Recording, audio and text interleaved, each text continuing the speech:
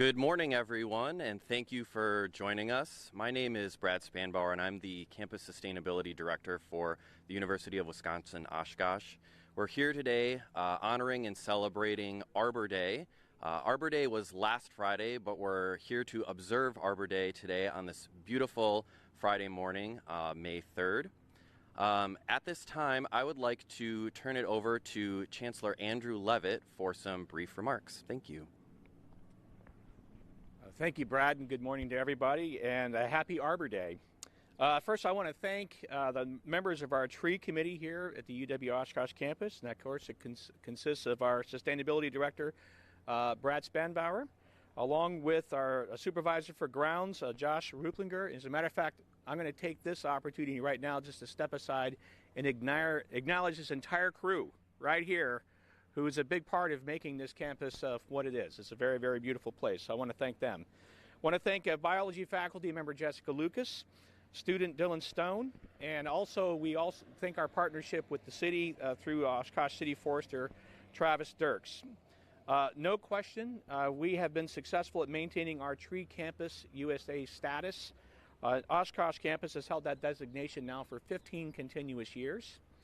Our Fox Cities campus for 12 years, and the Fond du Lac campus for the past 6 years. And I just also would like to note that we're here today also to remember Dr. Martin Rudd, who was a big part of the Fox and Fond du Lac campus tree program. That he passed away unexpectedly last fall, so we're very sad about his absence today. To obtain this distinction every year, we must meet 5 core standards for sustainable campus forestry required by Tree Campus Higher Education. These include maintaining our Tree Advisory Committee, evidence of a campus tree care plan, dedication of annual expenditures for that plan, an Arbor Day observance, and sponsorship of student service learning projects. And of course, we definitely check all of those boxes. Today, we plant a sugar maple, which is native to Wisconsin, outside of our beautiful Student Recreation and Wellness Center, which will provide shade to our students, faculty, and staff for generations to come. So I just want to again thank everyone who works so hard to help maintain natural, healthy, attractive campuses that attract, retain, and educate UWO students. Thanks to everyone. Next, I'd like to introduce Margaret Heddle, who's the Director of our Indigenous Studies Program. Thank you. Hello, everyone. First, miigwech, thank you for being here this morning and for letting me say a few words. I'm Ojibwe, so I too am a guest on Menominee and Ho-Chunk lands, and I'm grateful for the opportunity to be here today sharing in the intentional act of putting new life into the ground and reaffirming our relationships with this place where we live and work together. A university should have trees. Indigenous people have long known what Western science is only starting to understand, that plants, including trees, communicate with each other. And plants have a lot to teach us too. Trees and other plants and humans and other animals are all interdependent, interconnected. Trees take in carbon dioxide and exhale oxygen for us to breathe. Maple sugar, like this tree will one day produce, has provided calorie-dense nutrition that fed the Menominee, Ho-Chunk, and other indigenous nations at that critical spring moment when winter stores were running low. Their roots, sap, branches, and fruits are part of the broader ecosystem that sustains and connects us. We're in this life on this earth together, and to survive and thrive, we have to survive and thrive together. Today, we're planting a sugar maple, Sopomatek Zinzibakwad Nasak. Maple trees nourish the people, and not just the body, but spirit and community as well. In Ojibwe oral tradition, maples are a gift to the people.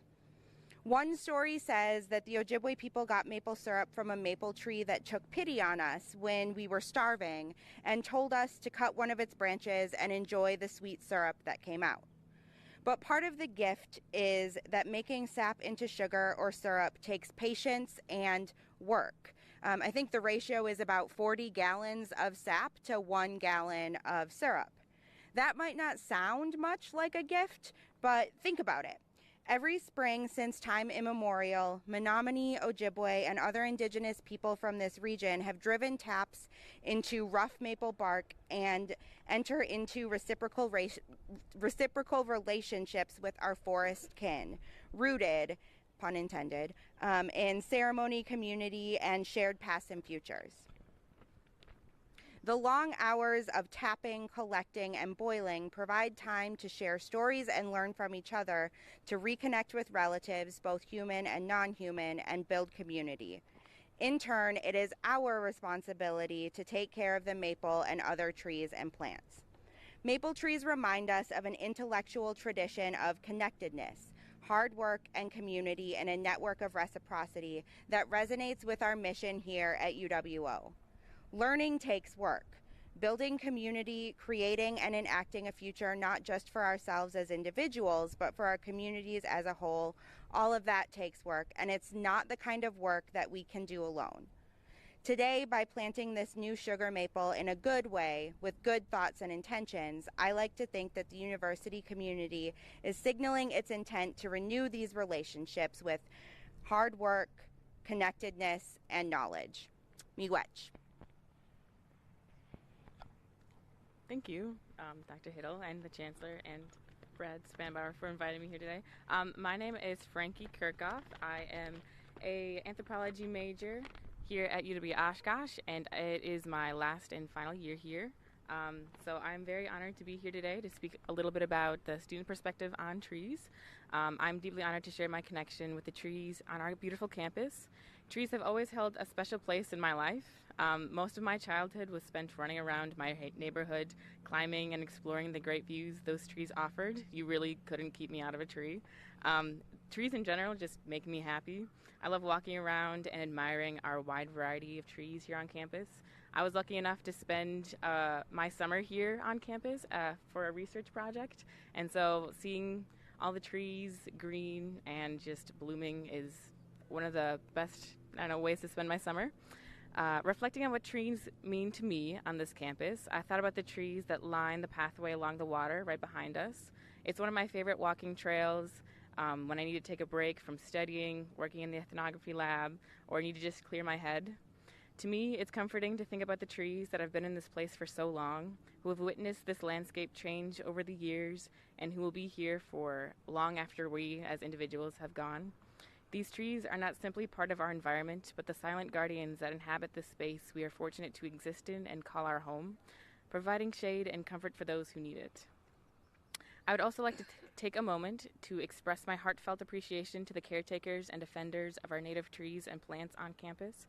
Your time, dedication, and conscious thought in maintaining this beautiful environment for future generations of students do not go unnoticed. I'm grateful for your efforts, and it is a joy to be a part of this reinstatement of one of our native plants on campus. Native plants play a vital role in our ecosystem that someone, even like me, who's not an environmentalist or is just a superficial observer of our gorgeous campus, can recognize.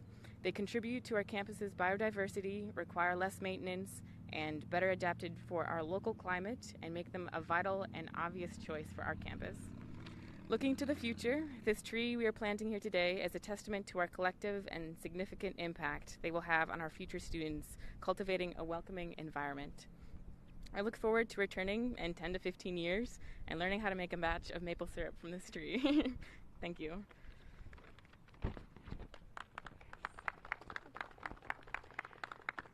And now I'm going to put down an offering of a sema or tobacco, which is what I was taught to do when planting a tree. And it just acknowledges the tree as a living being, reaffirms our relationships with the tree and the surrounding plant life, and helps start the tree off in a good way.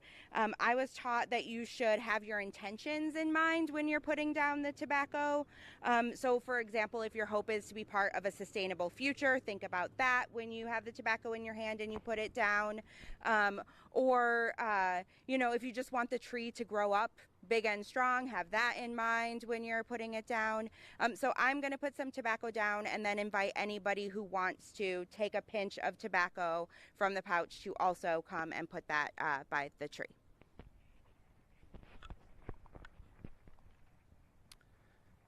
Thank you, Margaret. After we make our offering, we're going to have folks help fill in the tree. So we'll take some time here to make our offering, and then we will add the rest of the soil around our gift to the earth today. And then we're going to end with getting everybody around our tree campus flag to end our ceremony today.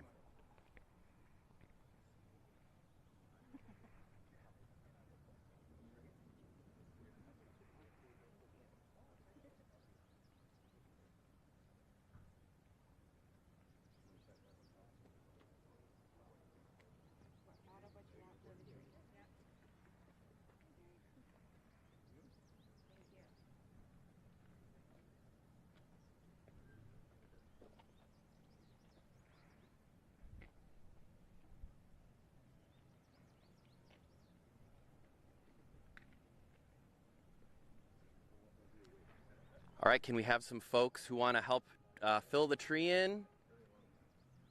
Please grab a shovel and we can get this tree started off on a good foot here.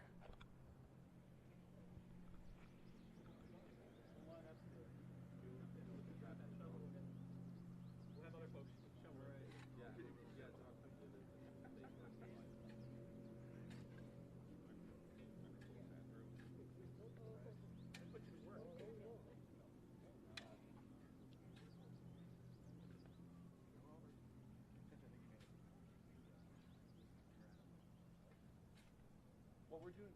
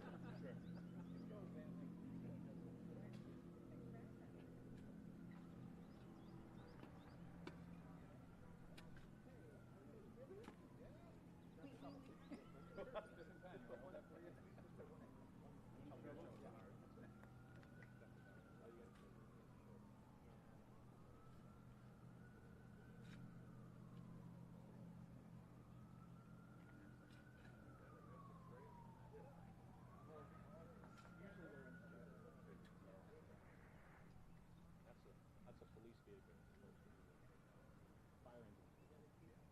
Fire engine. You want to take this? All right, I think if we can have everybody gather in front of the tree here. Around the tree. Yeah, kind of maybe next to the tree here would be good, so we can see it still.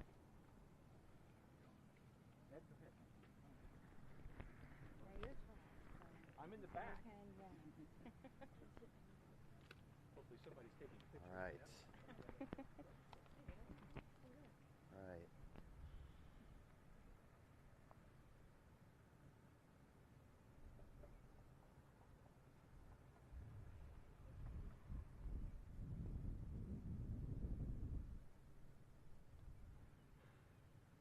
All right, thank you so much, everybody. Thank you.